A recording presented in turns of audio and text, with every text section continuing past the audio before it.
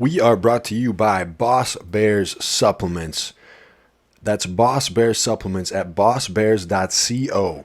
Hard work, consistency, and determination are difficult to sustain when your mind and body can't keep up. Fuel your body with what it needs to perform like a boss.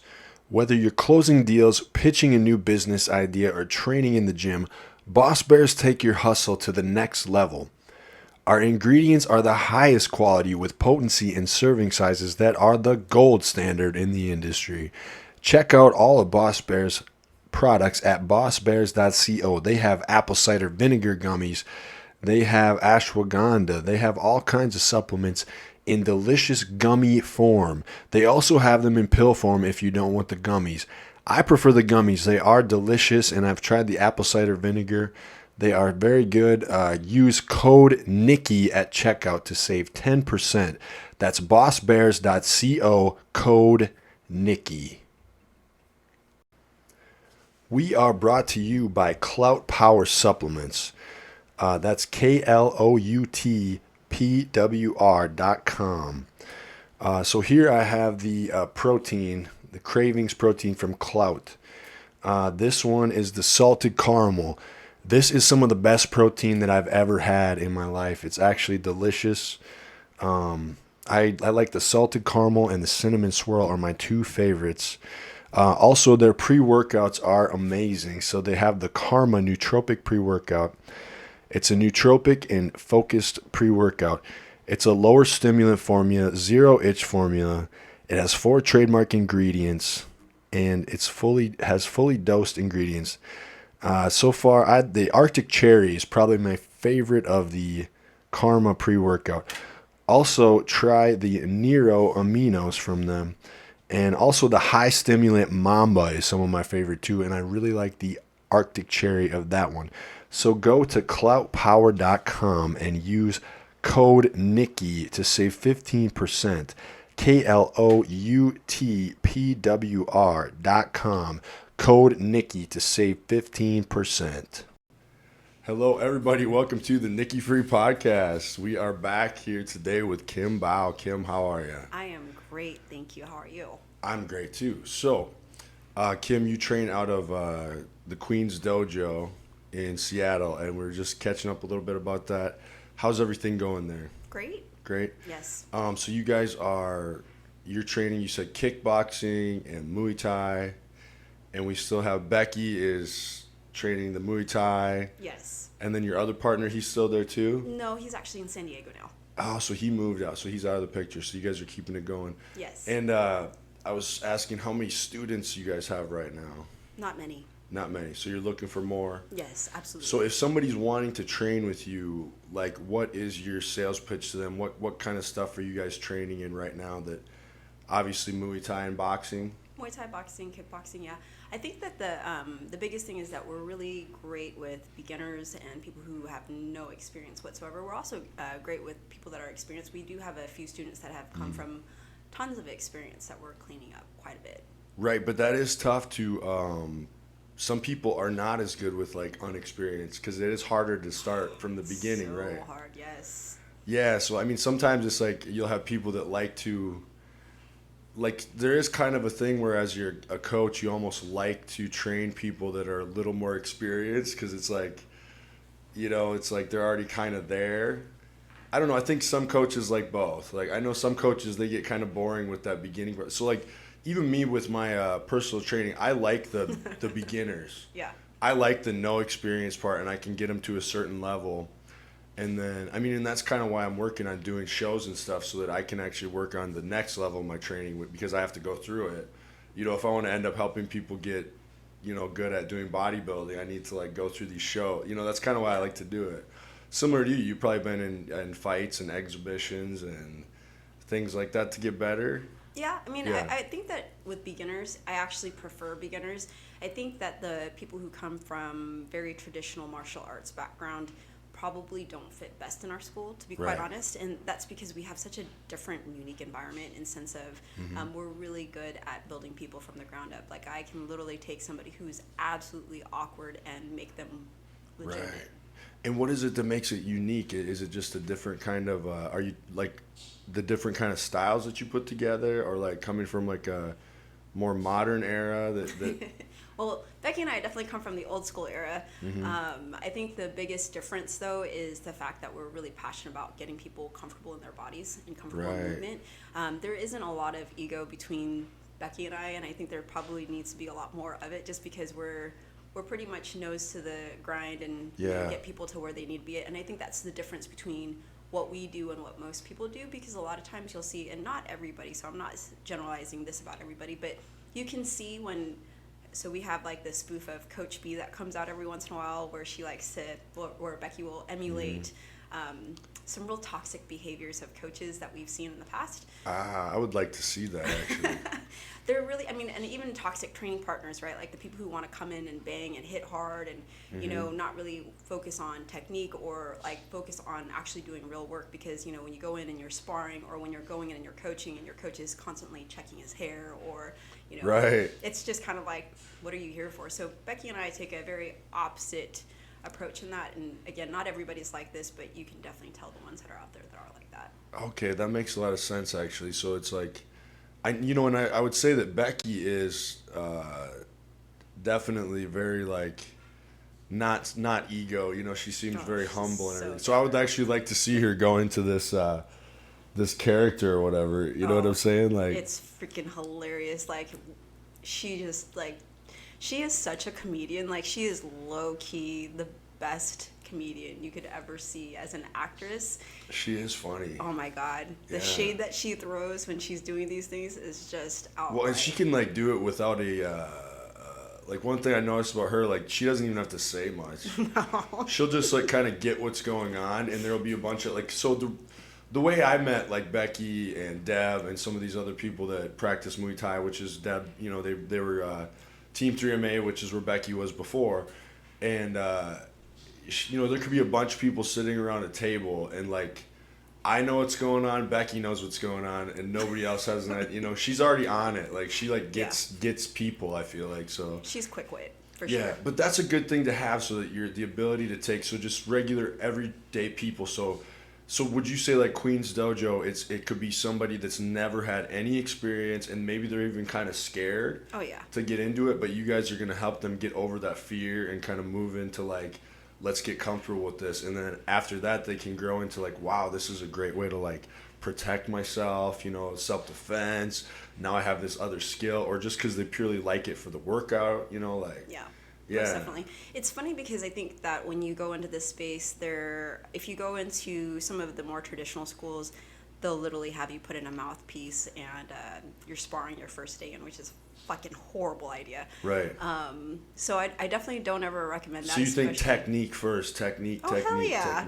Technique. And then like, how far in would they be before you'd start throwing them into a sparring situation? So with the sparring situation, you have to want to spar. Not everybody wants to spar. Not everybody wants to get hit in the face. You know what I mean? No. But the thing is that even if you're not getting hit in the face, you should develop the skill sets to understand what happens when you get hit in the face. You should develop the skill sets to be able to read movement.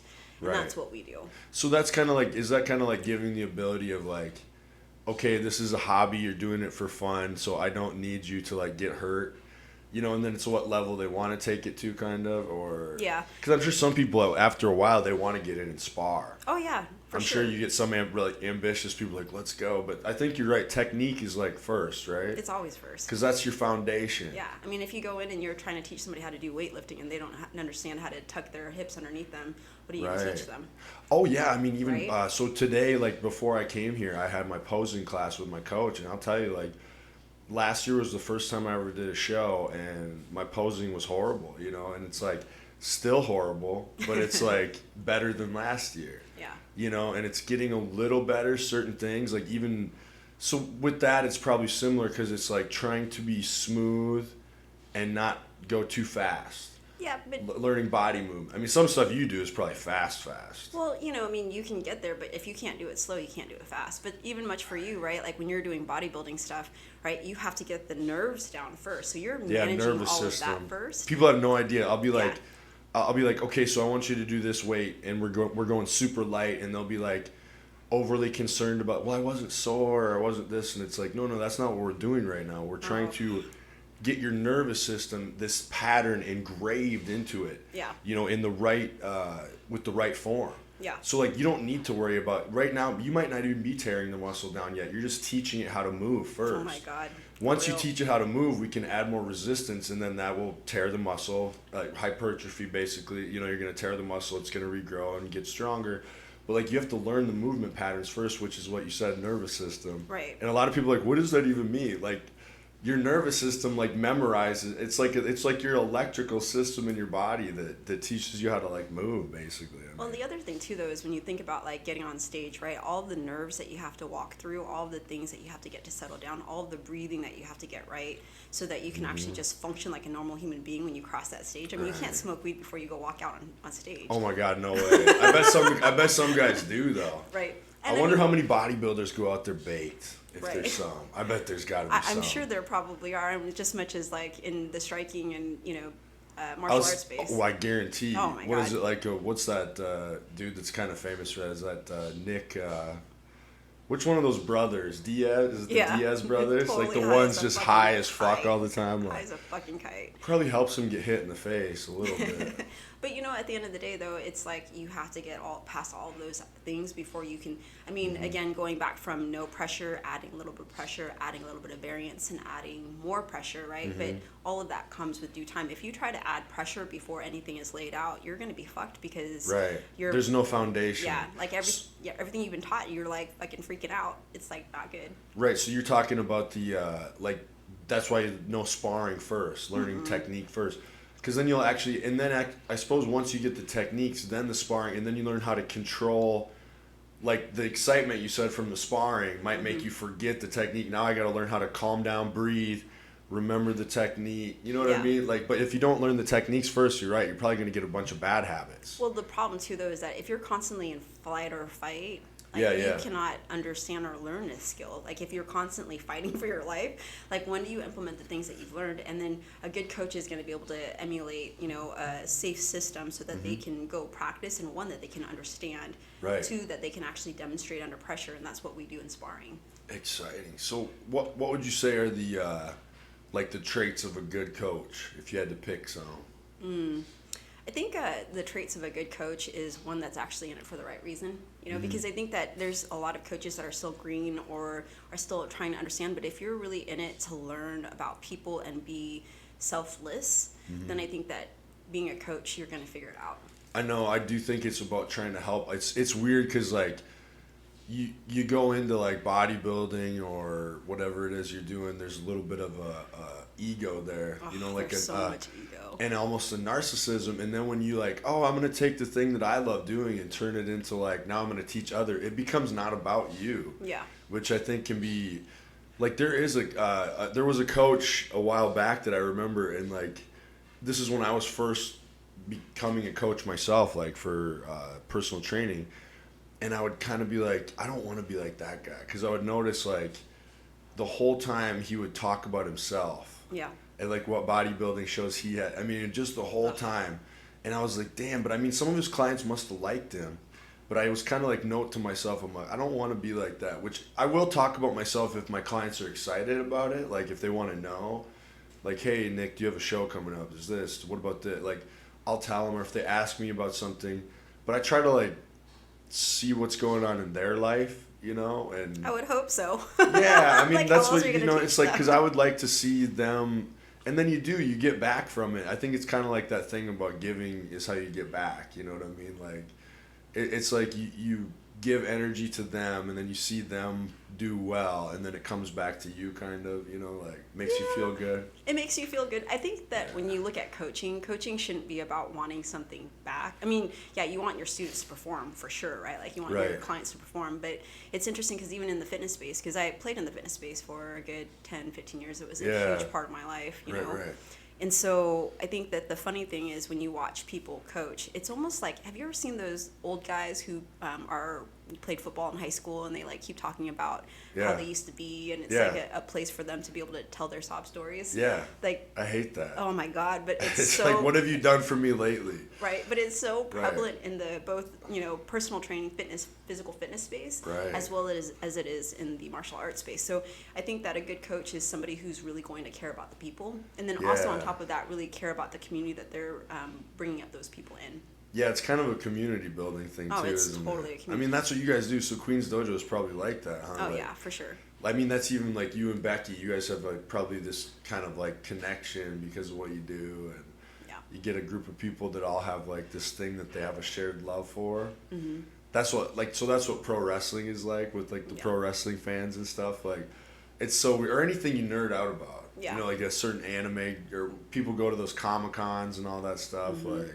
SacreCon. Yeah, it's wild. People get these shared loves of these things, but it does create community. So it's Yeah. like cool. It's like, so I had one client. He's like in personal training where he's like always sending me pictures of like food that he makes. Which also we should talk about your food sometime because your food page was like looked so good. Yes. But he would like send me these pictures, and I'm like, dude, you like are such a good cook. You should start something. So like, I think he's trying to start like in his apartment complex, like a food group thing. So like once a month they're gonna get together. Yeah. And it's like that kind of stuff is what people should probably do more of, right? Like, Yeah.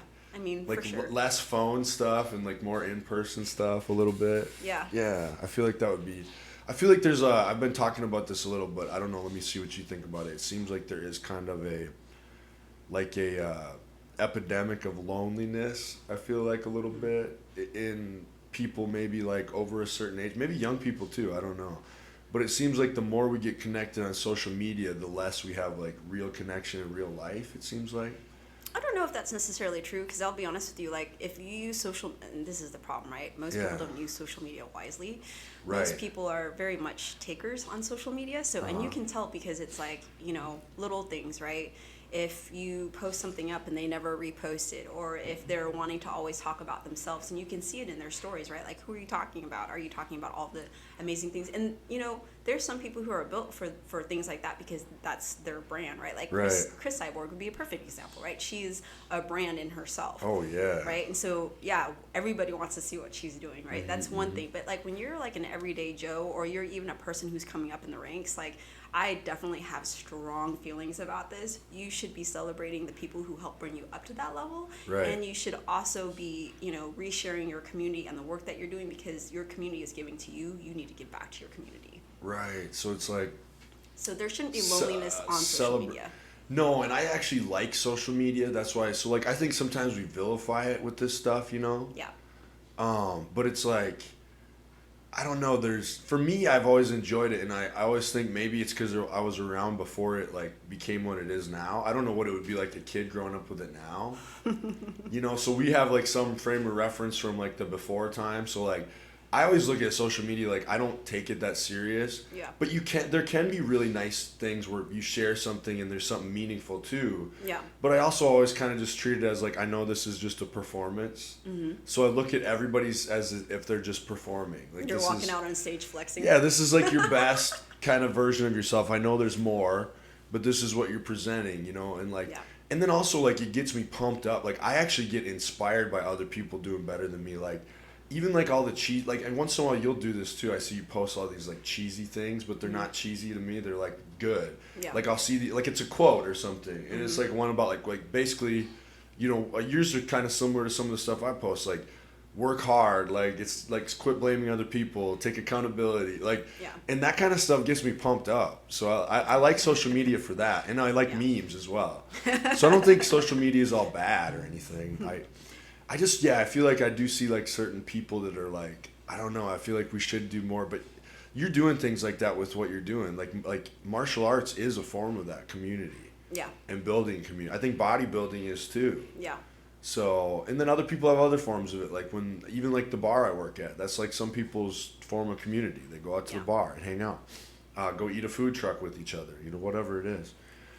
But so I don't think because I think it's a double-edged sword trying to like say that social media is all evil, because I definitely don't think that. Mm-mm. I think it's kind of what you make it. I feel like. Absolutely. I think that the community that you create in your social media says a lot about you. Like I mean, honestly, on social media, you can see who these people are, and they pretty much translate into real life. Yeah, do you feel like that? Oh my god, Yeah. it's so horrible. That's funny because even when I was trying to pick your promo pictures, you're like, ew, I don't even want to do that. So I just tried to find some badass ones where you look cool. Yeah, well, that's what I do. It's what I try to do, yeah. We try to present people in the most badass light here, you know what I mean? So, yeah, not that it really matters, but yeah, it is kind of weird. Like, I know some people that won't even post selfies anymore because they're like, they've gotten to a level where like, I don't want to do that anymore. You know what I mean? Like maybe they started out where that's what got them to like their following. Yeah. And then they go through some kind of experience where it's like, this is kind of gross. I don't want to do it anymore. I don't think that selfies are bad. I think you can I don't tell. either. Clearly, I do it. Yeah, it's like. I know. I see your poses. Yeah. I'm like, oh, that's a thirst trap. I've been very guilty of a lot of thirst traps in my life. Yeah. But I think that, when people look at selfies as a bad thing, I think it's really important for people to connect with the audience. And it's funny because I actually was working with another person, and I was like, hey, you need to actually post your picture. I was like, you need to talk about yourself. You need to talk about what you do. Self-promotion. Yeah. I mean, it's not even self-promotion, but it's like letting people actually connect with you. And I know that it was so funny because I was actually trying to find a selfie of myself in like the last year. I was smiling, and I'm like, oh, dude, I have no selfies. No, yours are more like a badass. Like you're usually like fighting, like you're usually like in that. But no, I think it's not. I think it's like, especially when it's like, if you've worked for something and you're proud of it and you want to show it off, like that is okay to me. I like. Yeah, I totally. And then I think we also, some people, I think we're not very good at like advocating for ourselves. Oh, it's so much easier for me to advocate for other people. Like I Right. can build anybody else's personal brand, but Yeah. I like have the hardest time talking about. It was like funny. What do you think it is that limits you with that? Just like it's that humbleness that. I would say like there's like scars of like working with coaches who are absolute dicks, Right. And having to undo a lot of that. Self-worth, I think, is another big one, and then also just being comfortable with talking about me. I mean, I'm comfortable talking about me now. But it's much like, when I was doing my own podcast, I was like, dude, it's so hard to fucking talk to people about me. And like having to do the solo episodes, I was like, this fucking blows. Well, that's what I've never done the solo episode. I feel like the people that can do that, there's some comedians that do that very well. Yeah. And some of them have like maybe one producer, but then they'll just go on rants about everything going on in the world. And some of them are so good. Yeah. But yeah, it is weird. Like I'll get that way too with, there's a weird thing where like if somebody compliments you, you're like, ugh, gross. It's like, I don't know. I shouldn't be like that. I've gotten better at just like taking a compliment, but it's this like, dude out here putting out thirst traps and having a hard time taking compliments. Well, it's weird because like, yeah, I know it is. There's definitely something psychological going on there. I'm sure. What do you think it's going that on? I'm probably still working through. I don't know what it is. I think it's what a lot of people have that are driven, like just wanting to like prove people wrong type of thing. Mm-hmm. Something happens to you when you're young or like, and you're just like, I want to be the best. I want to be the best. Never good enough. I got to be better. That's what it is for me anyways. Yeah, that's definitely what it was for me before too. It's like, could be anything. Like something a coach said a long time ago, I'm going to show that motherfucker. You know what I mean? Like, somebody, I think it's good though, because I do feel like we have to have something to fight against.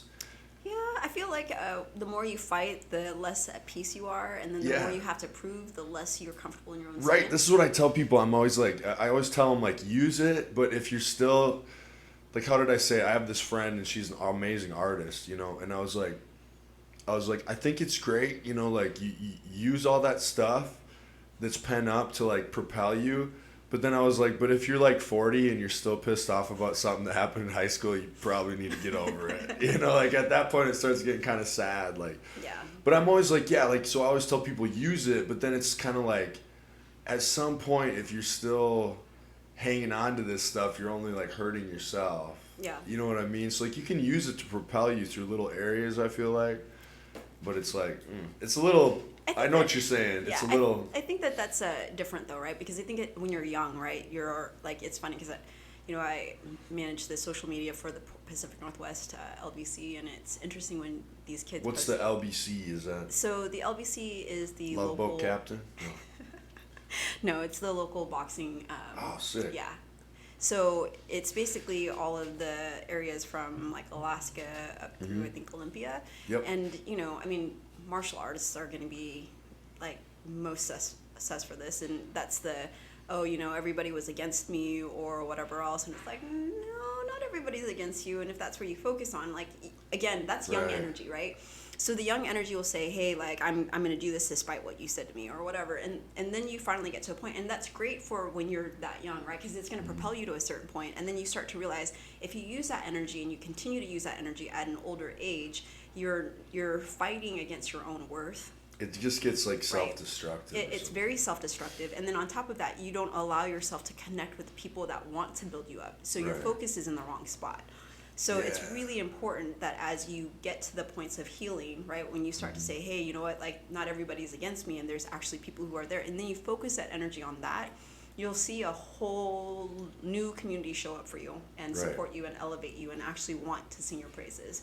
And I think that's important for us to be able to get to. So it's kind of like eventually you learn that people actually want to see you succeed, or the right people do. Yeah, absolutely. Because you start out like, I'm gonna prove everybody wrong. Nobody's got my back, and then you start slowly realizing. That's harsh energy, man.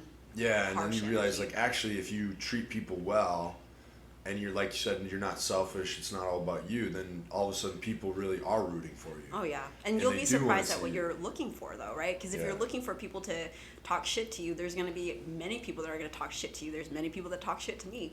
But if you focus on the, hey, like, there's people who want to build me up, and then you just highlight those people, then your brain starts to search for things like that, and then you're in a different place. And that place where you can perform is fucking way different from an angry place. And man, you can see through some shit. It's better that way, you think? Oh my God, by 100. Yeah, because if you're clouded by just that anger and stuff, you probably can like get taken out easier if you make it too emotional. Oh my God. Especially in fighting, right? Oh my God, for sure. Yeah, like fighting emotional doesn't necessarily mean you're going to be fighting well, right? But the one thing that I'll say too, though, and this probably goes for you as well, right? Like, when do you make the best decisions? Do you make it when you're angry? Do you make it when you're pissed off? I'm pretty sure it's not. It's not. It's never going to be that way. Dude, there's some like texts where had I sent them to like my boss or whatever at the time that I wrote them and hadn't taken that minute to be like, you know what, let's chill out on this before you... There was a few times where I did send them, you know, when I was younger. I'd get in trouble. Like, you're like, shit. That is funny because then I'll see that stuff in like younger people now as you kind of get older and you start like, you know, you'll see a younger friend like be like all pissed off about my boss this and like wants to like say all this stuff, and it's like, you know, actually like that just makes you look smaller because why are you even letting this person take up space in your brain? You know, like you should just be like, you know what the best thing to do? It's kind of like the idea. The thing was like, it was someone that was like wanting to leave a place of work and like leave a big like fuck you to their boss. I'm like, you know what would be a better thing? Just be like, thank you so much for the opportunity. I really enjoyed working here, and then move on. That's actually that's better. Like, you saying all that shit is not actually going to even hurt them. They're just going to think like, well, you're really fucked up. Why would somebody Thank God he's gone. Yeah, you know what I mean? So you're not really... I think people think they're like getting somebody when actually they're hurting themselves sometimes with that stuff. Yeah. And I think that, you know, when you look at that too, it's really important to understand... you know, again, going back to, you make your best decisions when you're calm. You make your best decisions when you're in a great mood. You do not make good decisions when you're in fear. You do not make good decisions when you have anxiety. You do not make good decisions when you're angry. So if you allow yourself to make decisions from that place and not find, and that's the biggest thing with us as coaches, right? We're just trying to get our fighters to a place where they're like feeling calm and not feeling overwhelmed, so that they can make better decisions, so that they can see clearly when they're fucking somebody up the face, right? So it's like, you want to make sure that they're in a calm place so that they can read the movement, so that they can see what's going on and they can make better decisions. But if you're in a place where you're elevated, your emotions are high, you're in fight or flight, dude, those decisions are shit almost like 99.9% of the time. That's so funny because that's really true. Oh. Everything, like and that's weird because like actually I was just thinking about something really random actually, is like, so when I used to play in bands too, and like when you're a singer, you kind of actually are like recreating emotion every time you perform. So like there's a weird thing when you're like the singer, there's like this extra thing that I always felt like sometimes the other people in the band didn't quite get, you know? And I think sometimes guitar solos can be like that too, but like there's this level of having to like go through emotion in order to project the emotion into the song and stuff. But what you said is so true, because there was like things where like there's like a fine line with music of like, you want the emotion sometimes, like you can use emotion and it helps the song. Like if you actually feel something really strongly, you can actually hear it in the singing. You can hear it, you know. Hear the but voice there's part. also a time where you like do it almost too much and it like ruins the song. It's like, bro, calm down. You know what I mean? Sound like a whiny bitch right now. Yeah, you just like used a little too much. It's almost like a paint you can use, but if you use too much of it and you like sacrifice your musical you know, your, what do I want to say, your techniques or whatever too much. So sometimes you want to like sacrifice the techniques a little bit, let a little emotion, and it's beautiful, and you feel it, and the audience feels it. But if you overdo it, and in your head you might be like, oh, that was so good and emotional, and really you just sounded like an idiot, like, brr, you know, like, yeah, and it's like, so I think there's a fine line, and I think probably fighting is similar. Like, you want to stay as calm as you can. But it's also one of the things that it was funny. I was listening to my old podcast, and I was talking to what was it called? It was called Trauma to Triumph. Okay, we should promote that. Yeah. It's an old one. So it's funny though, because in this conversation that I had with this therapist, we were talking about how when your emotions are elevated and how you can't see clear, right? Yeah. And then when you're in that place where you're constantly angry, like it just shows, right? But much like your singing thing that you're talking about, like the control is the control of the emotions, the ability to. It's not like don't use them, but you have to have control of them. You have to be able to share it, but in a way that still allows you to recognize that you're in control of them. Mm-hmm. Right? That's a life lesson. Damn. Yeah. And I feel you're right. When we're younger, we're like, I was like, dude, I did stuff when I was young that was straight up dumb. Like, you know, fuck the world. just like, yeah, you're like, and really you look back and you're like, oh shit, that made me look weak. That didn't make, you think it makes you look strong, but it really doesn't. Mm-mm. It's actually like a lot stronger to just like turn the other cheek sometimes. Yeah. And But be like, they didn't even, you know how, like if you really want to get somebody, just be like, they didn't even affect me. Oh, I know. And if they think they could, you know, like if you show them they affected you, they won basically. Oh yeah, especially for sure. if it's somebody you're like at odds with or whatever. So I'm like, that's why I was like telling this friend of mine, I'm like, you do not want to say that to your boss. I don't care how bad it was. Like, the worst way you can get them is move on with your life and become way more successful than them. Right, you know, like, but then even then it can't be because they did that to you, right? Otherwise, they still have power over you. Right, and that energy is real, and like everybody around you can sense that energy, and that's just like fucking gnarly. Like try going on a date with a girl who's like super throwing that kind of energy out, dude. That's gonna be an angry ass. Well, there's date. like desperate energy. Yeah. Like the more you need something, you know. And that's kind of like where I talk about like with social media. You can see when somebody's thirsty. You know, when somebody needs attention. Oh my god, totally. It's fucking horrible. I'm like, oh god, put your clothes back on. Well, that's like my Instagram. Yeah, it's like, damn, bro, what is going on? Nicky needs a date. Clearly, yeah. I don't know what that is. Yeah. I mean, I'm definitely not alone. The whole of Instagram is like tons of thirst traps, but it is like, I do, like, as I get older, you know, I do question, I'm like, what the hell is going on here? Like, why are we like this as a society? Like, you know, it's like there's so much more valuable things you could do, but for sure. But I think it's like anything. It's like a game. It becomes like a game. Yeah. So it's like it's like social media is almost like a game. It's like a fun game if you do it right, you know. But it's like, I don't know. I think it's like some kind of wanting to show your value or something. But then it's like, yeah, where's that line of like, oh, it's just needing attention. It's attention needing. Yeah, so for me, when I use social media, I don't use it as a thirst trap, clearly. Like, I really don't give off those vibes. Yours doesn't, no. Yeah. I don't feel like I give off those vibes, and it's been very intentional because, you know, I think growing up and being a younger Asian female, like, you get hit on all the fucking time. I bet. And so it's like, you know, how do I get to a point, and, you know, now, like, when I walk into a gym or do whatever I do, I don't get hit on. Yeah. And that is by design. You did that on purpose? Oh, I fucking do that by design. Did it just get old getting hit on? Like... Oh man, I used to train back in the day, and it was with some really high-level fighters that would just fucking hit on. It was like insane. So is that rough in that world, being a female, and where like there's always gonna be some guy that's looking at you like that, you know, like. Yeah, I mean. But I suppose this is what comes with the territory, right? But it used to be what comes with the territory, but I think that, you know, after the age of like 30, going back into the gyms, like I think I had a much more like mom feel. Like I think I've said this before, where like I head kicked some kid, and then I was like, oh my god, are you okay? And it was like. So it transitioned to a more of a mom feel then. Yeah. Okay. I mean, I'd much rather do that than I would like fucking be and the you know, thirst it's okay. trap. Like I'll beat your ass as a mom. I'm good with that. Right. No, that is different though. I mean, like even like as a guy, we get kind of like there's weird stuff like that. Being a bartender, being a coach. Like I've had some weird stuff happen. Oh, I'm sure. You know what I mean? Like And then obviously when you do post those kind of selfies and stuff, you're like, okay, I did ask for some of this in a sense. You totally asked for it. Yeah, I can only imagine your DMs. My DMs are scary. Yeah, so they can be. I tell people that too. Like, I can't remember. Like sometimes I'll get into certain conspiracies and stuff, and I'll be like, that's easy for you to say it's a conspiracy when you don't know what some people, if they want something from you, what they're willing to like off. You know what I mean? Like, so when they get into like that, like the Jeffrey Epstein stuff and this creepy like stuff like that going on, people are like, oh, that's ridiculous. I'm like, you've never had a bunch of creepy people come in your DMs and try to like buy you, have you? Because like otherwise you would think it's a lot more realistic. It's like.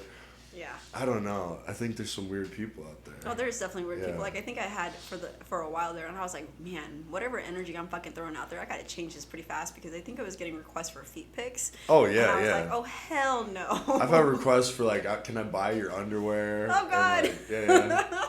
One of my powerlifter buddies on here sold his underwear one time. He said for like $300 to some dude. I'm like, hell, that's a good, like. It's like, I don't know, it's kind of weird, but when you need money, I guess, like, hell, $300. So we're going to go ahead and sell Nicky's underwear? Yep, so the bidding starts at $300. I'd say $500. If you can raise that up more, we'll go more. I'll even wear them working out, so I'll do some deadlifts in them. We'll get them all sweaty and everything. I feel like that was a plot of, like, Orange is the New Black for a while. Like, she was selling, like, the inmates' panties or whatever. Oh, that's fucking insane. Yeah, and they were like making a ton of money. The guards were in on it and everything, and like, there's some weird stuff like that. Yeah, it's bet. like I don't doubt it. There's a whole bunch of society that's just like depraved. It's like yes. Now, as you get older, like, what do you think about that kind? I get much more like conservative as I get older about that stuff. I don't know. I think I've always been a little bit on the conservative side. Yeah, like I'm always like, do whatever you want to do. Like I'm not gonna judge, but I get definitely more like I do start thinking of like, if I had kids, would I want to conduct myself that way, or like, do I want them to find out about this, or like, you know what I mean? Like, so I can see where like people that do that stuff. That's what's weird about social media, how you make your money on there. Yeah. It's like there's ways to make money, but do you feel morally good about it? Yeah. We're like, when you do coaching, I feel like that's something you can morally feel great about. Yeah. Don't you feel like? I mean, does that matter to you at all? For me, absolutely. It definitely does. Yeah. If I feel like I'm selling my soul, I'm not doing it. Yeah, there's something about like, I feel like things matter more than we think. Yeah. Or they should. It's always interesting to listen to people or the reasons why they do it. And like, I'm not knocking anybody who's making their money off social media or OnlyFans. I think it's, right. I mean, kudos to you if you can do it and look at yourself in the mirror and feel good about it. Because I mean, like that's for them to deal with, not for me to deal with. Mm-hmm. I couldn't do it. I mean, not from like a sexual standpoint. If it was like, hey, you want to follow me around on coaching stuff? Cool, like let's go. Yeah. Like let's do that. You're like, I wish there was more money in that. Oh yeah. That's like some people be like, I'm gonna start an OnlyFans. I'm just gonna cook, but like with my clothes on. It's like, no, that's not gonna work. Because it wasn't actually made as like a porn. Like it wasn't. It was initially just like it's a pay thing. Yeah, it's a pay for content. So like. In a perfect world, it could be like people literally just putting their content and people paying for it, but it's just turned into what it is. Like, imagine if you had like a successful OnlyFans that was like there was no nudity, no sex, nothing, and you actually were making money at it, and you like told people, well, how do you make your money? OnlyFans. Like the minute like they heard it, they would immediately think, be like, you fucking lie. Like, no, I just cook on there. I just do cooking and like naked, right? Cooking, no, just with my clothes on. Yeah. Yeah. People would be like, no, you don't. I don't believe that. But yeah, I don't know how we got on that topic, but that's interesting. It's Nicky introducing his OnlyFans page. Right, it's still out there somewhere if anybody wants to go find it. But yeah, morally, I'm just like, ooh, I don't think I could do it. But he'll post the half-naked pictures of almost seeing his crotch. Yeah, on Instagram.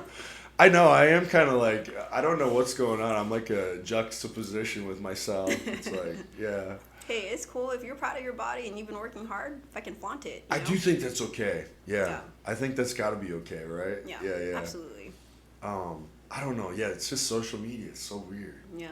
I guess we never like learned about this as kids, like how to navigate this world. Nobody learned about this as kids. Nobody learned about this as adults, really, either, right? Like I'm still trying to teach. It's still new, really, if you think about it. We're still like dealing with the consequences of it. Yeah, and then also like there's etiquette too, right? But most people don't have any. You can see the etiquette there. So. Do you think a lot of people in society are just like people that never really grew up. So like they're still kind of kids, but they're just like adults. Their bodies grew up, but like they didn't become like an adult. So I think that a lot of people do not actually work through their shit. So I think that's where we get stuck as kids, because a lot of times, like, and even like in classes, right? Like even when you teach, you can obviously see the way that they interact. So whenever something makes you uncomfortable or something makes you vulnerable, I'm sure you probably see this with personal training too. Oh, like yeah. they do this thing where they either talk too much or like they have like their little nervous habits that come out when they're trying to learn. And so you can see like the interaction with the way that they work with you, Right. and how they are able to receive feedback. Most people are not able to receive feedback.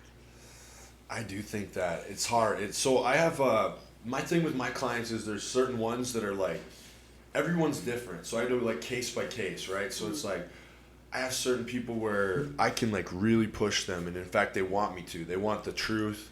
They want honesty. They want to be pushed. There's other people where I have to almost work around some of, like you said, their issues to still get them where they need to go, but by gingerly, you know, like there's certain ways you can kind of help them without, because they maybe are a little more sensitive. Where like I'm like somebody myself, like I mean everybody's got some sensitivities, I would say, but I like it better when like my coach is just like honest with me, like, bro, you need to do this. Yeah, or but that's like, real accountability. Like that's you, and you know, not everybody is capable of. I find as I get older that I'm realizing like if you want to be honest, you're definitely gonna have people that hate you. Yeah. But it's kind of worth it. Yeah. And even just, you don't, just a little bit of honesty, like just like trying to be like true, you know, like people don't like it, but then it's weird, they'll respect you. Like that's what I found, like people don't like honesty, because like I'll share things about like alcohol that I don't think it's great, or I'll do that and people get sensitive about it, but then you realize like at the end of the day it doesn't actually make them like not respect you, they just like don't like the things you're saying. It's weird. Yeah. But actually, sometimes it makes them respect you more because, like, damn, they know, like, you're actually just telling the truth. Yeah. You know, it's, like, weird. I don't know. For real. Yeah. Yeah, it is weird. It's, like, what's one of the best compliments you've ever gotten? That I'm a very supportive person. That's a good one. Yeah. I don't think people realize, like, when you show up to support somebody and they don't ever acknowledge it or they don't ever appreciate it, and like I think so let me take this back a little bit. Like some people are takers and some people are givers. Okay. Right, and some people don't recognize when somebody is a true giver, and so when you can say that and mean it, and then do it in a way that allows somebody to feel seen and heard for the effort that they're putting out, I think that's freaking awesome. I would say, listening is huge. Yeah. As a coach, like actually listening, and sometimes people like honestly they just want somebody to listen to them. Oh, that's everybody though. You know, like how often do you actually feel like you got listened to? Oh yeah. That's weird. You know, most of the time you're just thinking of the next thing. People are thinking the next thing they're gonna say, or like, so it is kind of rare when you like, oh shit, someone actually like understood what I was saying. You know, it's like, I know. That's a wild one, isn't it? Yeah, I mean, so it's kind of funny because even for me, right, like, I think if you have a podcast, you have to be, hopefully, you have to be a good listener, right? It's something I have to work on, yeah. No, I do try. Like, I'll listen back and I'll be like, shit, why'd you start? You shouldn't have started talking there. You should have let it go a little while. I will. I'll give myself notes all the time. But I appreciate the awareness of that, right? Because a lot of people aren't great listeners. Like, it's funny because most people will sit down with me and they'll think that they know me, but what they really don't realize is how much I know about them. Right. Yeah, so it's a little bit scary because I am the true definition of a mom. I will hear you and I will. Yeah. Right you there. know. Oh, I know. Like, is that the thing where like moms got eyes in the back of their head? Here, if you love supporting the podcast and or the subscription program, and if you really want to do this guy a service, make sure you listen to what he's sponsored with. Take advantage of discounts. You know, if you look at manscaped.com, 20% off with the code Nicky Fit. Yeah. You know, why not? Why not do yourself a service and clean up downstairs? Do your balls a service, dude. You do not want to be looking unkept for your You're talking partner. about like, hey guys, quit fucking watching porn. Actually go out and find a real woman. So to start with that, order a Manscaped Lawnmower 4.0 and shave them balls up. So I love the lawnmower. Dude, she's gonna like, pull it out and it's gonna be all hairy and gross. She's gonna be like, "What the fuck? Like, what the fuck is this?" Clean that shit up, dude. If they clean up, you should clean up. You gotta. You know what? It's the law. Well, yeah, and you want them to clean up, so you better fucking clean up too, Yes, bro. be presentable, men. Be presentable, men out there. We love it, dude. So I say that not all moms have eyes on the back of their head, but I definitely have the listening tools, and I can hear and see and feel what you're putting out there. I wonder where that saying came from. I don't know. Because that's like such a, like, I've heard that so much, and it is like, it's because like you said, like there'll be like a mom that like you think you're getting away with something, and it's like, nah, they're already on to you. Yeah. They like already knew. My They might kids, pretend they don't know, but they knew the whole time. yeah, my kids will literally think that they got away with something, and I'll come back to it like 48, 72 hours later. I'm like, yo, dude, I didn't forget. I'm coming. I'm That coming is for so you. funny. We used to have this when I was in high school. We used to have this library teacher, so librarian, and he was like, what was he like?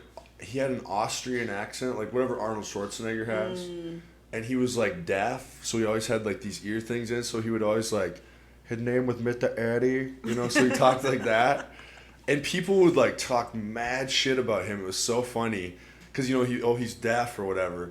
Oh, Mr. Eddie, he would speak like this very much, and he would be like, don't tamper with the stamper, and all this stuff, like, but he'd be mean, like, don't tamper with that fucking stamper, but like, it'd be so funny, like, people would be talking mad shit about him, and he'd be standing there like nothing's happening, and they'd be like saying something just horrific, and all of a sudden, like, and so they think he can't hear any of it because he's like deaf, and then it'd be so funny, he would just be like, I heard that.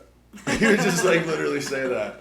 It's like the whole time, because he could hear, because he had hearing aids and shit, but it was funny where like people think they're getting away with all this shit. Like, people know what's going on. Some people do. Some people are totally in their own shit where they don't see what's going on around Unaware. you. Yeah. But I think that like with the whole mom things, moms with eyes on the back of their head, it's because I think women have had to be so hyper aware of all the shit that's going on, and they're just Because of society. Yeah, I mean, like for their own safety, even. For just, sure. Yeah, like yeah. women are a I would different say. species. Yeah. Like we're always having to check what's going on around us, and like Right. we're totally. I mean, we're the ultimate multitasker. When it comes. Well, to I think I think science even says women are better at multitasking, but then the whole like. We don't want to be though. Many times I understand like what you're talking about, where like I will talk to some like a woman or something and like realize like, oh damn, like I never like that idea of like being scared of like walking down the street or like, you know what I mean? Like there's certain things like that I've just like take for granted because of my size or whatever. Yeah, I'm like 6'4". How much do you weigh? So I'm like, well, right now like 220 something because I'm like ridiculous. starting to cut. So like You're like, who's gonna be scared of you? Huh. Yeah, it's really weird. I didn't think of that. And then as you get older, you start like actually. Part of you kind of takes that as like almost a. Like a role, like I do want to help protect people if I am this big. You know what I mean? Like, if there is a way that I can like, be in a bar and it's like extra, like, oh, it's nice that the big guy's here. You know what I mean? Just even if it's just for the perception, even if I have no fighting skills whatsoever. But you have wrestling skills, right? Yeah, well, I do, and I took a little jujitsu. Like I could not. Can you wrestle though? Like for real wrestle? No, I couldn't for real wrestle. Oh, you only do the. It was just all fake. It was all fake. Breaking my heart, Nicky. It was all like the Instagram selfies. It's all just for show. Got It's it. like, no. I think like what's weird about pro wrestling is like I did it because it was like this love I had for it, but then you kind of do become an athlete in a weird way because it's a different kind of athlete. Yeah. But it's still like super athletic, I would say. But yeah, like I've gotten in a few like scrapes with people, or like we used to kind of roll sometimes, like shoot for real, and like I could like usually get like a guillotine choke, like go under their head and like pull my arm and like get people to tap, or like there was like, but then when I did do jujitsu, like I was in college and it was like a credit, and I was big then too, so it was like. It was weird because it was kind of like what you said. They didn't really teach us anything. We would just go live at the end of classes. Yeah. You just roll or whatever for like, 5 minutes that feels like 15 minutes because you like have no cardio. And, but it was weird. I would like, we'd learn a little bit of stuff. Our trainer was cool. It was all jujitsu. And he had like this, he was big into this band, Zach, what's Ozzy Osbourne's guitarist? Zach Wilde. He had a band called Black Label Society. Yeah. So like our trainer like had all his gis like tricked out with like Black Label Society and shit. He was pretty cool. But he was a smaller dude, but he was really good at jiu-jitsu. But like my point is, like, I was big, so I would go, you know, and everybody in there was a novice. We were all novices. And I would, like, beat all these people until Probably tore their knees apart. well, too. until a real, like you said, a real wrestler. So even if I was like over 200 pounds, there would be some dude that's all of a sudden like 160, 170, but he wrestled in school. And even though he's smaller than me, all of a sudden, like, I couldn't do that over power shit because he had technique. He sprawled you out. So then I realized, like, you know, because I could see where a guy maybe starts and you're bigger and you start beating people, which I never did this because I always knew better. But, like, you start beating people, it's like, oh, you get an ego about it. It's like, no, I know the only reason I'm beating these people is because I'm actually bigger than them. Yeah. And then when the first guy came that actually had skill, he he would give me an arm bar over and over. He would flip me somehow. He would, like, do, like, some Jap whiz thing or whatever the hell it was called, and I don't know. And before I knew it, I was down, and then I'd be trying to protect my arms, but I got these big-ass long arms. And before I knew it, he'd just have the arm bar in, and I'd be like, shit, tap, you know, like. Yeah, it's like one of the areas where being taller does not work in your advantage. No. So that was when I kind of, you get real respect for, like, martial arts, and I think there really is a thing about, like, technique over a lot of stuff, right? Yeah. You know, and that's the idea.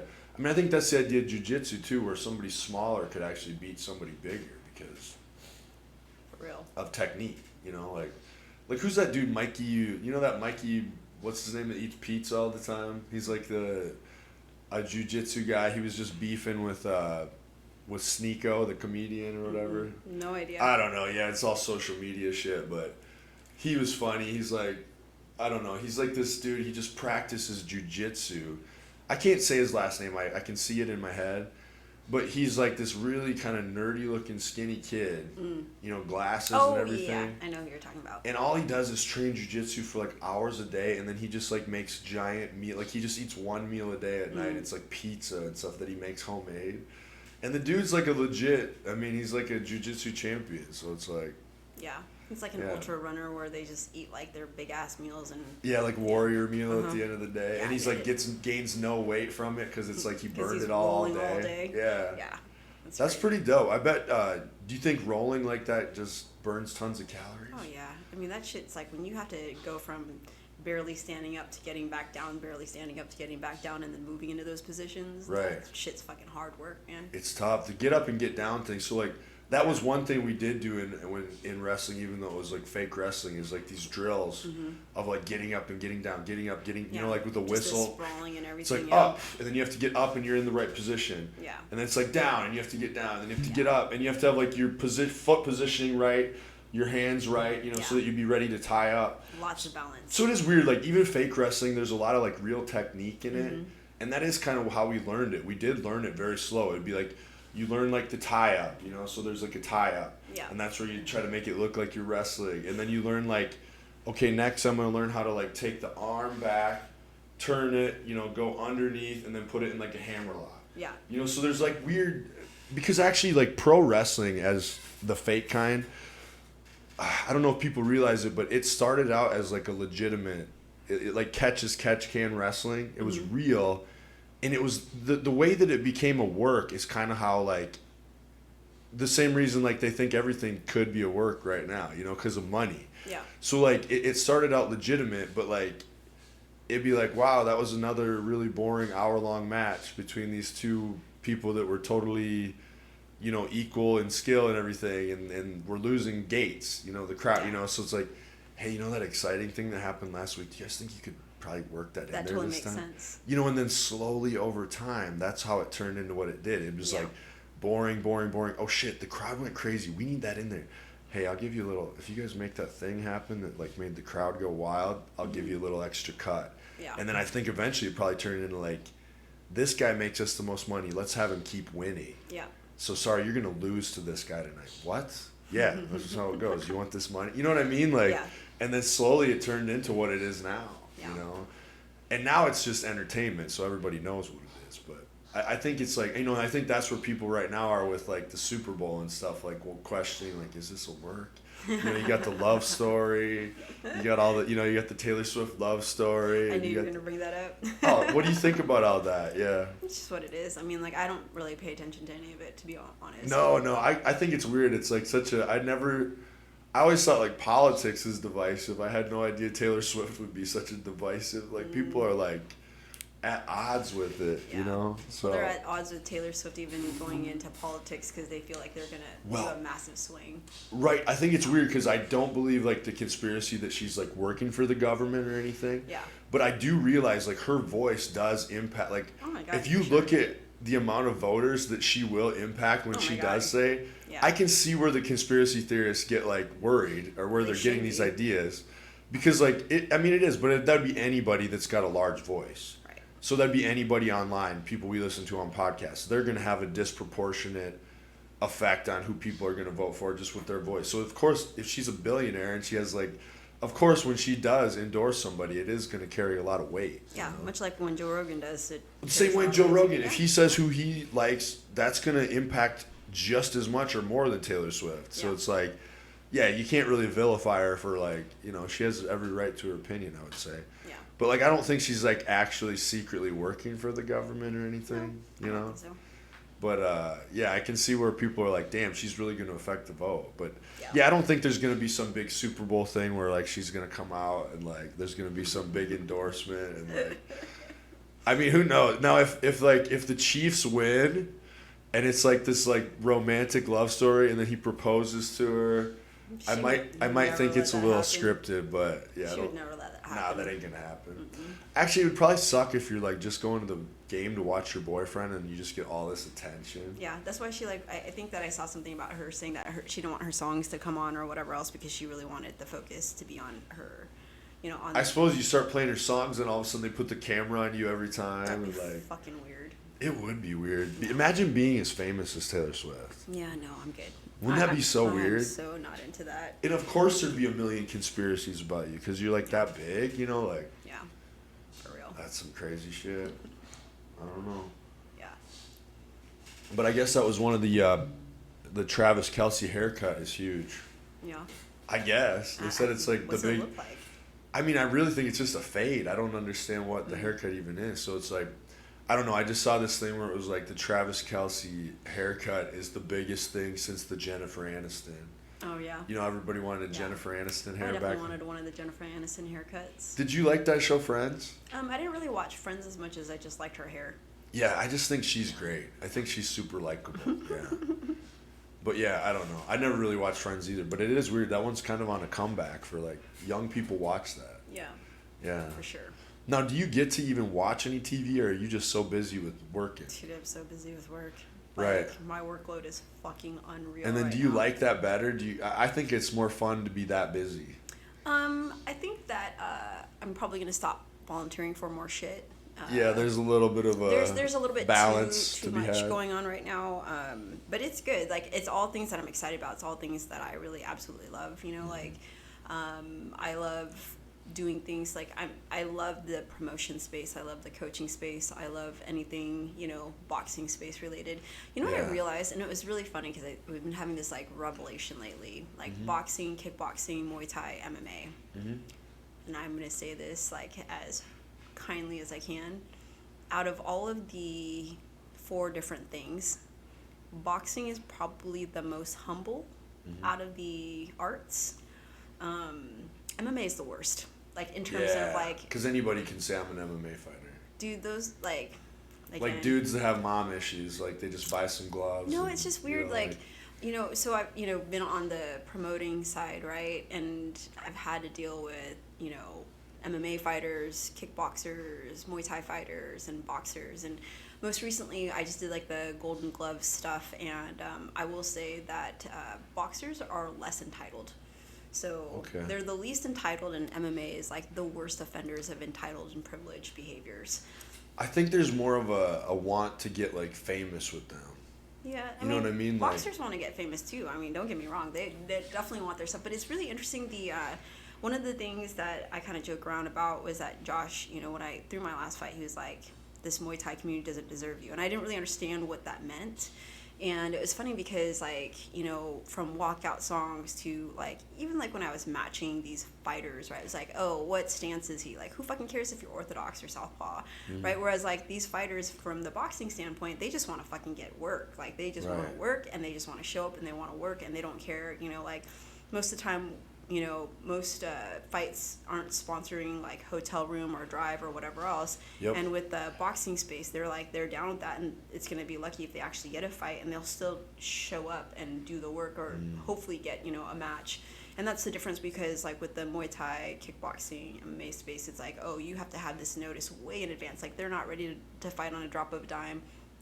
Maybe some of them are, but like in the AMI space, like it's such a different vibe. And so I've been having a lot of fun in the boxing space, just because it's easier to manage. What do you think it is that drives that? What do you think it is that makes boxing more humble like that, or more hungry and always ready to go?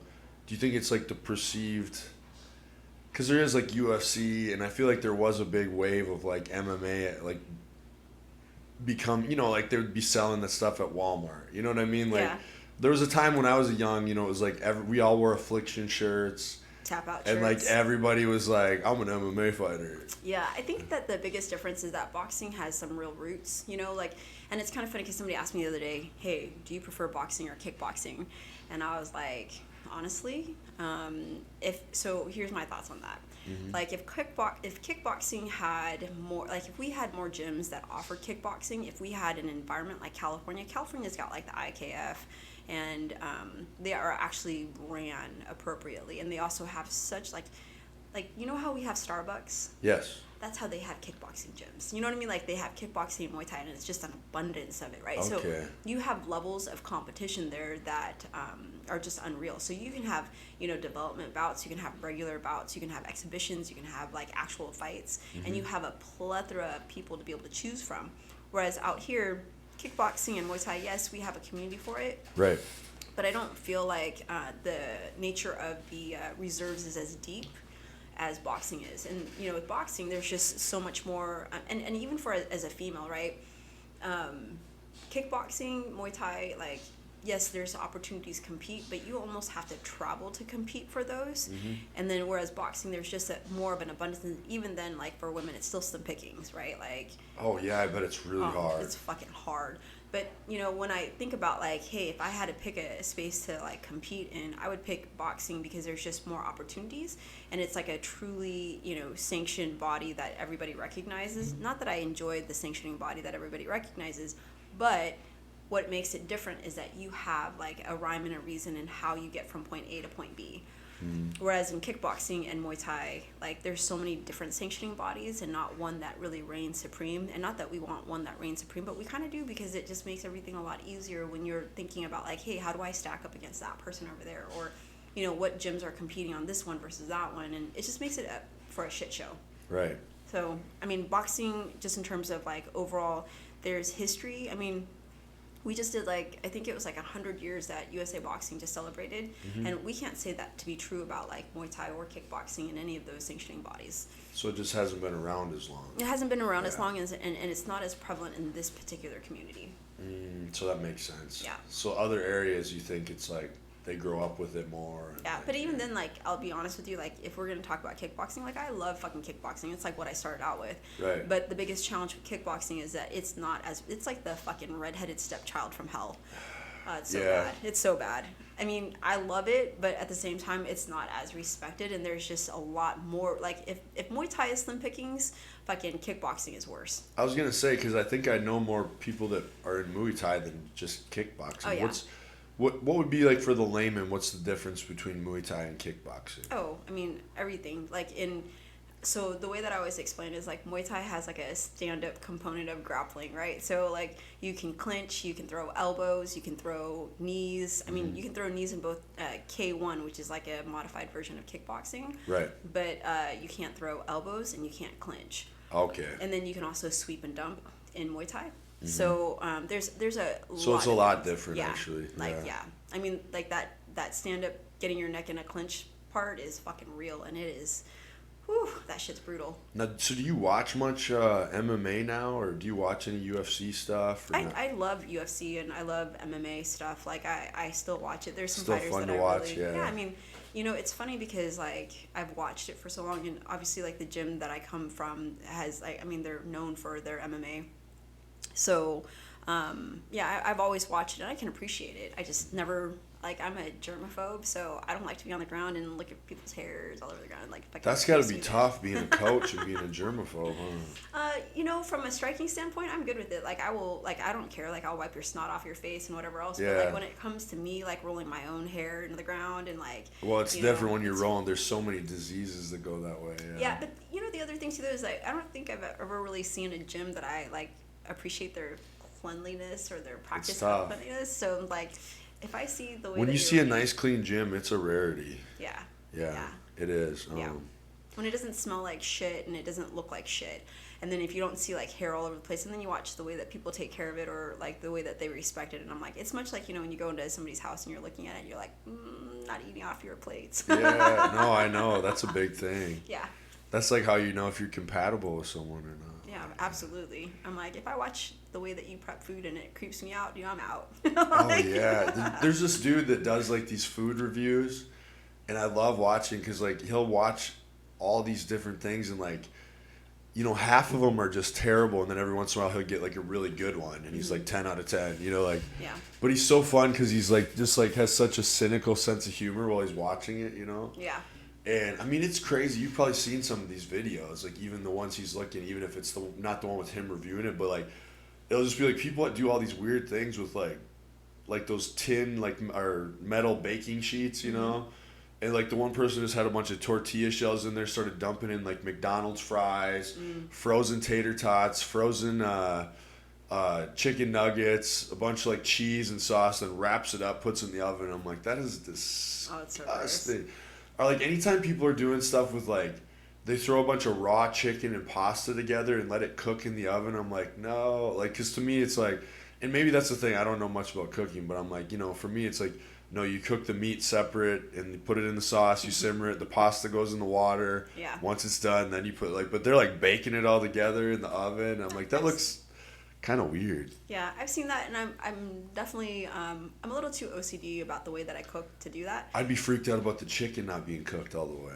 Yeah, you know? I mean, I think that if the pasta is raw and then the pasta gets soft and the chicken's cooking, like you could definitely make that timing appropriate. But again, Okay. I'm not a fan of that. Like I like to develop the flavors a little bit differently, but you know that's just. I know. I'd love to see some of that because as like, so wait, are you still doing some of your food stuff too, like posting online or? Yeah, I used to have a blog, and it was like an amazing blog.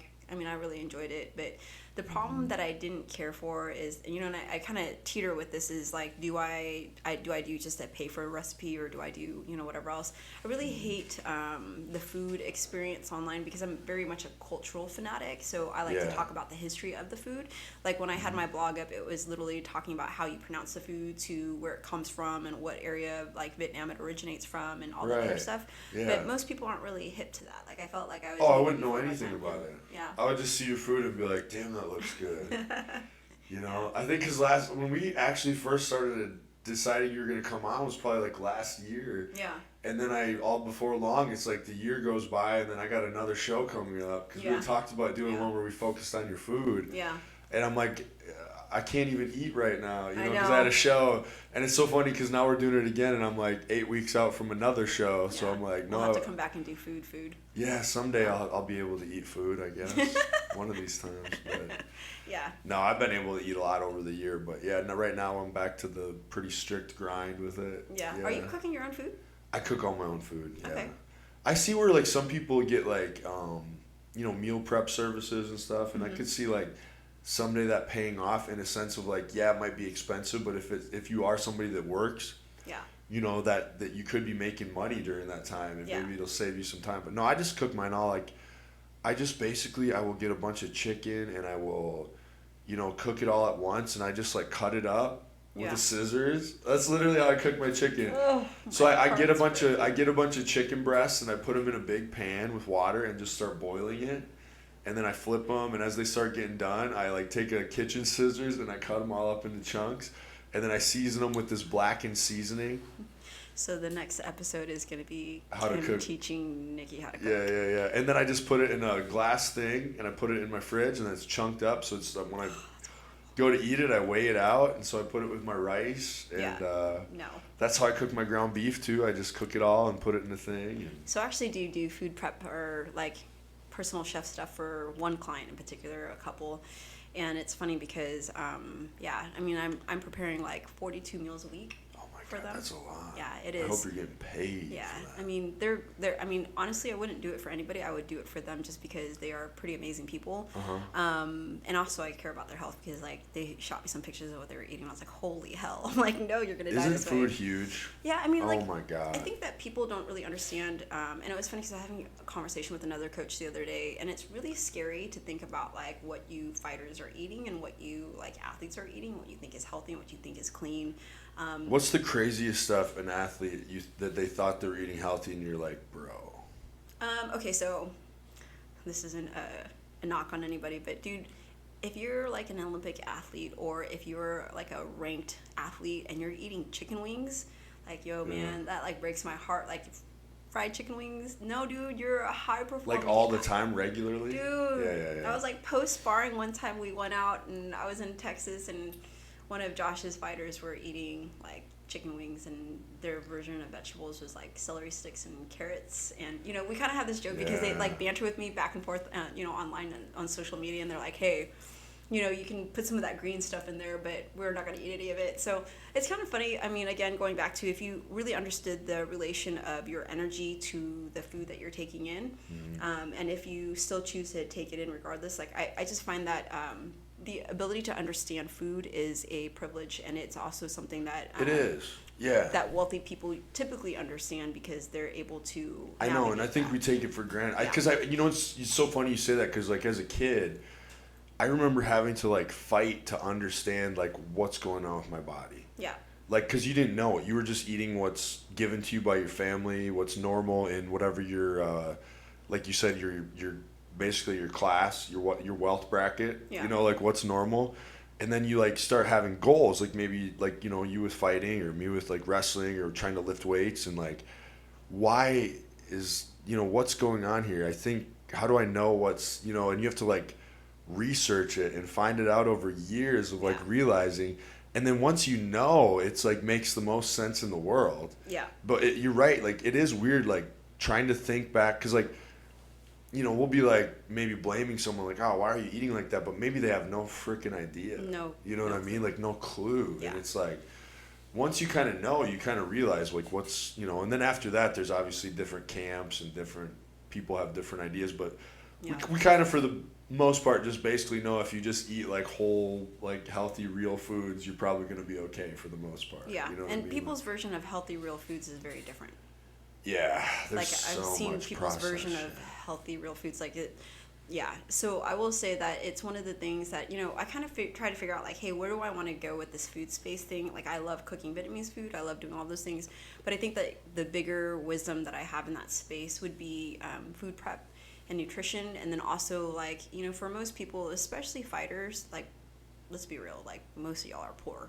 Right, Yeah. like most bodybuilders don't have a lot of money. No, it's hard. Most fighters don't have a lot of money, and so it's like, hey, how do you make food work with a small budget and like pick the right things? That's huge. Right, but you know that shit's time consuming. That is cool though, like the Yeah. idea. Like I used to love watching like YouTube videos like that, like bulking on a budget. Yeah. Like what are we gonna? So they'll like, you know, and they'll even show you where they go and like there's some cool ideas out there. Yeah, like, there's really some really interesting things, and it's like, hey, if you only have like, you know, $100 50 or $50 yeah. even, Well, right? $50 right for now, the week. yeah, 100 barely goes.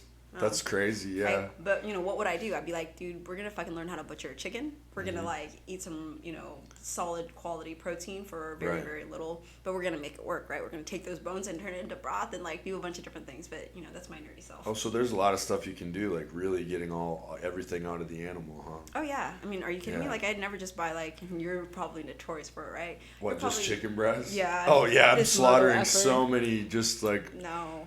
like damaged chickens that are probably being abused and everything. It is horrible if you think about it.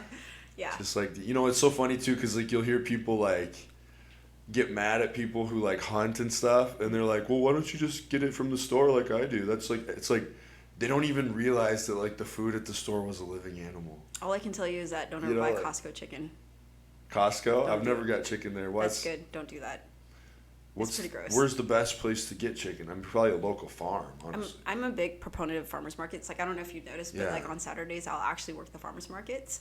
Well, not That Saturdays. is Sundays. That's the best food you can get. Oh, yeah. Locally. I love it because it like really allows me to like I figured out my if I ever had to do a job while I was retired, it would be being at the farmers market because I love it that much. Like I really just love being there. I love being around the farmers. I love being around the people. I love being around people who actually care about what they're consuming. Yeah.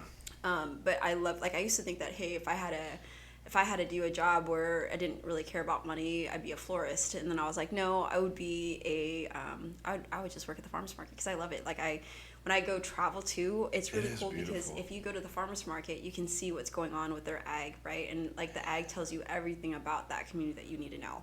And so one of the things that I love about, you know, the farmers market is like, dude, you get to meet the people who are raising the chickens, that you get to like, there's like a real cycle to it. And I'm not really a huge believer in like reincarnation and stuff. Like I don't really believe in anything in particular, but I definitely believe that, you know, what energy you put out there and what energy you take is going to come back to you at one point or another. Yeah, I would even say like the kind of energy you're putting in your body, right? Like Yeah, where the sentiment of absolutely. like where it comes from. Yeah. Like who knows? I mean, not to get too weird, but like what if like you're consuming all these chickens that were in this horrible condition? Like who knows if Costco that chicken? like the, you know, the woo woo spirit of like those chickens isn't like something that you're consuming in a city, you know what I mean? Like, Yeah. like they lived a horrible, I don't know, it's weird. Yeah. So I grew up in Iowa, so it was very much like you know, where the food is made, but there is a lot of big, like, huge farms there too. Yeah. So it's like, you know, the best thing you can do is like my mom's parents, they grew up on a farm, so my grandma and grandpa, and like I swear their food was like the hell. You know, same with my dad's mom and dad too. They always had like a huge garden in their backyard, so they would just like make. And their food was so good, you know. And then like same with my mom, they had a farm, so they had chickens, they had cows, they had dairy. Oh man, must have been the life. And then they also had a huge garden, so it'd be like, you know, you'd go help grandma pick peas. Yeah. And you're like eating the peas right out of the garden, and then like, you know, and then it was a time where like you were a kid, and like grandma's like, oh, we're gonna butcher chickens, and like you have all the little cousins out there, and grandma shows you how they do it, and you're like. You know, and then literally your grandma's this like little, my grandma's small, you know, and she's like very petite, and she just gets this little knife out and she just starts grabbing their heads and like cutting them off, and you know, then they go in and you know, we put them in the pan and you take the feathers off, and then she cooks it, and like then there's all the like you know, the like she uses like the gizzard and the heart and like all that stuff, and she would even use like the feet. She'd have like the chicken feet in the stock to like flavor it. Right. Yeah, and I don't know, so you learn kind of about like where food comes from that way, but the point is like that food was so much healthier. Oh my god, it's probably even healthier than you eating your chicken breasts. Oh, it's way healthier. Yeah. And then you think about it too, like you'd go down to their cellar, to their basement, and it would be like shelves of canned foods. Yeah. So they knew how to can too, so they'd preserve things. You know, they'd have, you know, she would make like, you know, jams and jellies, like good like stuff like that, but also like they would preserve like beef with like stew beef with tomato and like, you know, all these things, and it's like that's a lost art, I feel like. Oh yeah, it totally is. I mean, it's not a lost art in my house. Because you're doing it. There's people on a comeback. There's like a renaissance for some of that stuff. Like I'll literally grind my own meat. Like I'm so weird about that stuff. Like make sausage and stuff? Yeah. Like, I mean, like I literally will take a piece of meat and I will butcher it and then I'll put it through the grinder. Like, so when you butcher it, do you actually you can get like chickens from the farmer's market and stuff? Yeah, for sure. Damn. Yeah. And it's like totally different. Like once you eat farmer's market meat and then you eat like tastes like junk. Oh, it's so fucking different. It's so like, fake. You can tell, like you can, and actually it's funny because my clients were like, oh, like they're Nigerian, so they like to eat some of the bones, right? Like they're used to eating it because like the where they grew up versus, you know, being here, like they're used to eating all of the meat, right? Right. And so they cook it to the point where it's like dead. And so it's interesting because they can tell the difference in like the chicken bones. Right, like they can actually process the chicken bones with their teeth. Like it's crazy, right? But I mean, I wouldn't necessarily do that, but they're definitely like they'll be eating bones. You know, there's probably good stuff in them. I mean, I'm sure there is bone broth. I'm sure. But you're right. Like even the vegetables and stuff, they're so lifeless from the store. They're covered in like glyphosate, and they're like there's a huge no nutrients in them. There's a huge reason why I do the farmers market, and it's a lot of it is because like when you're eating food from the farmers market, like that shit's been like pulled out of the ground like 48 hours ago. You're literally taking like supplements in like pure food form, and it's totally different. Like it's so hard to eat. Like I have a whole thing full of vitamins in there, but that's better vitamins. Yeah, I mean it's like legitimately real. Like I think food is like the key to like most of our ailments. Oh yeah. I would say that the majority of what we consume is like really causing a lot of trouble. Right, but then I mean like Metabolic problems. food is the a cure, but it can be an ailment, and that's where fasting. It's like food and fasting go hand in hand.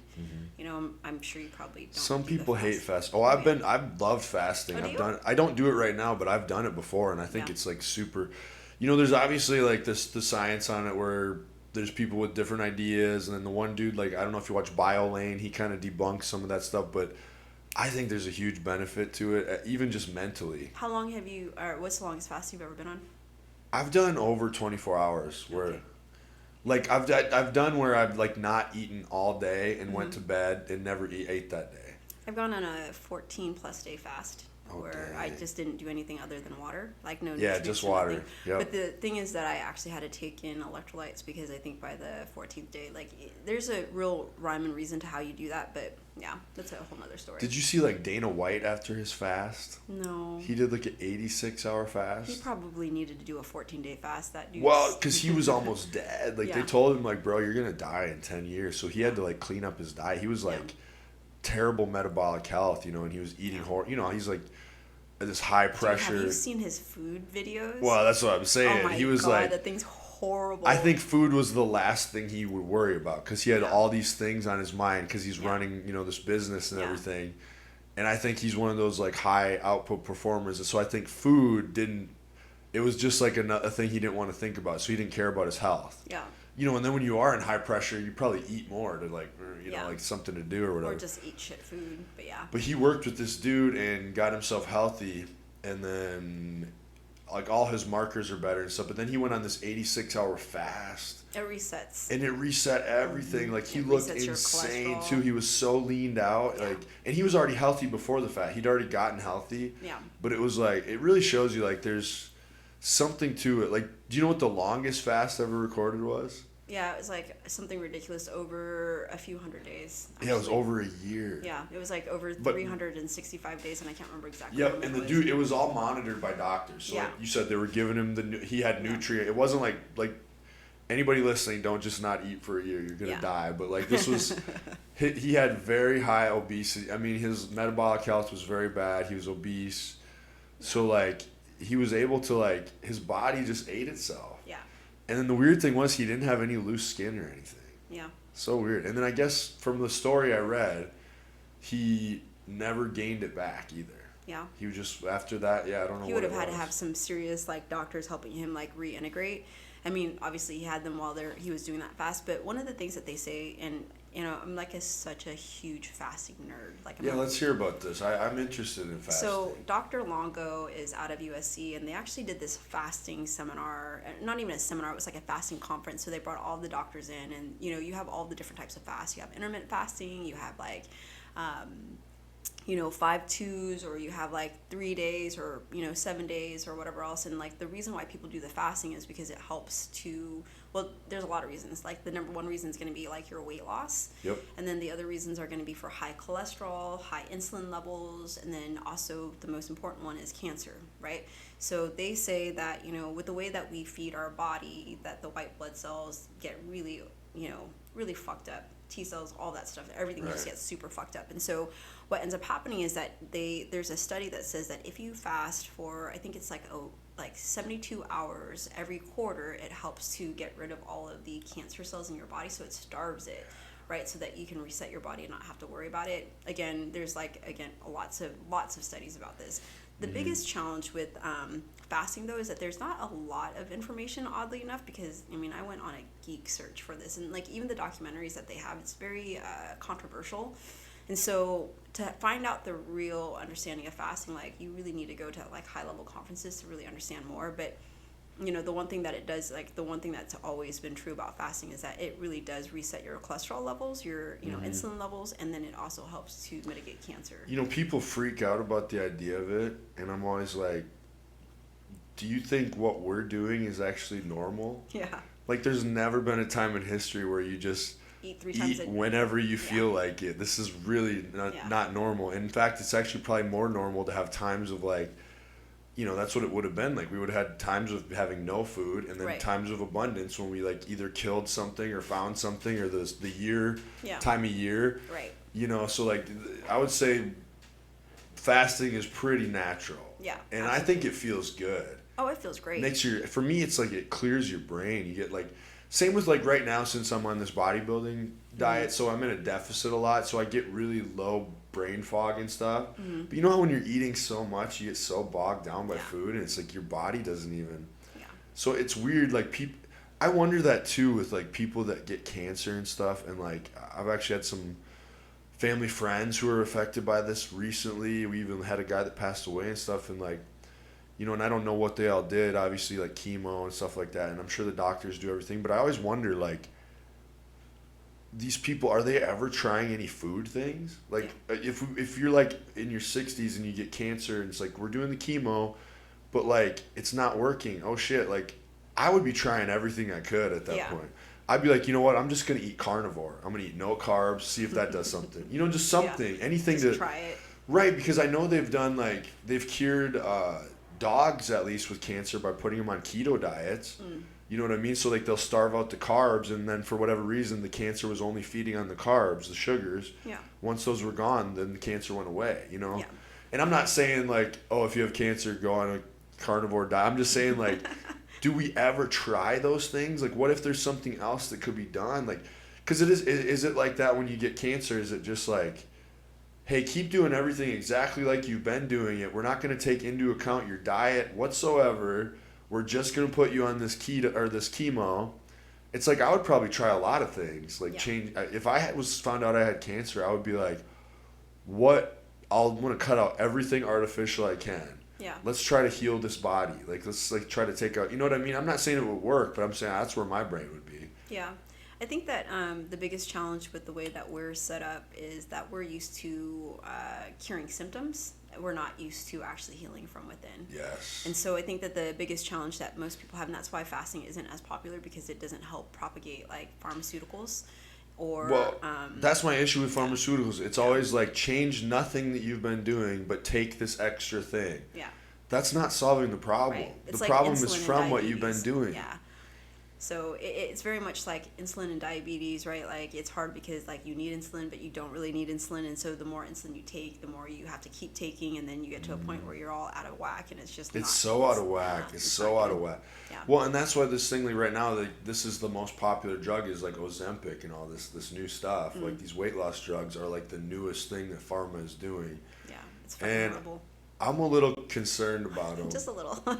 You know, but you look at our population, we're not doing good. No. As far as like metabolic diseases and stuff, like we are not doing good. So the thing that concerned me about the Ozempic is I saw like it was like 20 or 10% of your body weight you'll lose. And then but it varied on how much of that was like there were some cases where people lost up to 70% of what they lost was lean muscle. Oh, that's horrible. And I'm like, if it's taking your muscle, especially the older you are, you know how dangerous that is? Yeah, like, absolutely. Because it's really going to be hard to gain that muscle back when you're older. And having muscle is like, and I don't mean muscle like the way people are thinking, like, oh, look good muscle. Like, what I'm saying just like in general, having skeletal muscle on your body. Yeah. There's so many diseases that impacts, like Yeah. like lack of having skeletal muscle, such as like Parkinson's and Alzheimer's and those kind of things like that. Like, that's why I suggest a lot of older people like start resistance training now. Yeah, Like you want to preserve as much of that muscle as you can. So, absolutely. and that's just a promo for my training. So hit me up. No, I'm just kidding. Hit me up for training. Free.fitness if you need to start gaining. But yeah, no, I really do. That stuff concerns me a lot. I'm more into the food as a. I'm not saying never take a pharmaceutical. Like, thank God we have pharmaceutical drugs and they can really, you know, help people. But I think you're really right on that. Like, it is creepy. It's all for profit. So. I mean, if there's anything that's going to cure, it's going to be what you're putting in your body and then what you're starving your body from. Yeah, that's why I do like fasting. I feel like there's got to be some benefit to just letting everything take a break. Yeah. Oh, your You know, think body about if we doesn't- eat 3 meals a day every day, Yeah. and then most people are going out and chugging down 5 or 6 alcoholic beverages every. Yeah. Your system is constantly being bombarded with just shit. I think the biggest thing about fasting is it gives your kidneys a break, and your kidneys and your liver never really get a break. And when you're actually fasting, you get to give that thing a break. Yeah, that is crazy. Yeah. Our systems need a break sometimes. Yeah. They do. And I suppose that all goes into like, you know, what you're doing with coaching and training and everything. You have to have a fit body for that, right? I mean... Yeah, I mean, some people don't have a fit body. I've seen it. And they do it anyway. They do it anyways. Yeah. And some people will make horrible food choices. I don't know if I told you about this one. I was roughing a fight up north, and we had a dude who decided that he was going to eat Chipotle, not my dude, before the fight, and he fucking yacked it all up. He threw it up. Threw it all up all over the ring. I thought you were going to go the other. So there's like definitely legends of people like, you know, crapping their pants in pro wrestling. Like it's like, I ate the wrong thing, or like, you know, like, because when you're in a singlet like 300 days a year, there's going to be some time where you like eat the wrong thing and something bad. But he threw up. Oh, he fucking hurled it up, and it was horrible. Like, we had to stop. Like, I think it took us about 2 rounds of fights in order to get that shit cleaned up, because we were sitting there for a while. Like, we had to, like, scoop it never goes away. A bucket. Like, and then we had to, like, pour coffee grinds all over the ring and all over the side of the ring. It was fucking horrible. Like, that would really help, though. Yeah. The coffee grounds. They'll soak it up, and then the smell of them kind of counteracts the crappy smell. I was sitting there, and I was like, I hate that smell, too. Like, I'm one of those people, like, if I see throw up, I'll throw up. Like, it just... And I think that's a natural thing. It's like, you know...